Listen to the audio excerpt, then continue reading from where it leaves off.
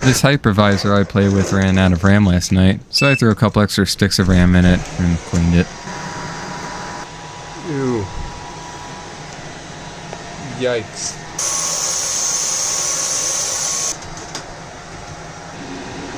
Probably do this before that.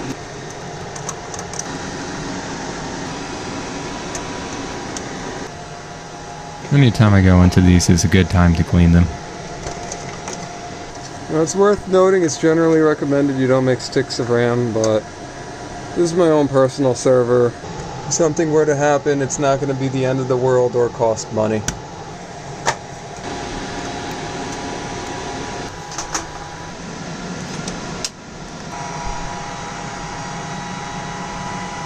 After I was done, I hopped into ILO just to make sure the system health was okay. Then I went on over to vCenter just to make sure it was recognizing the proper amount of RAM.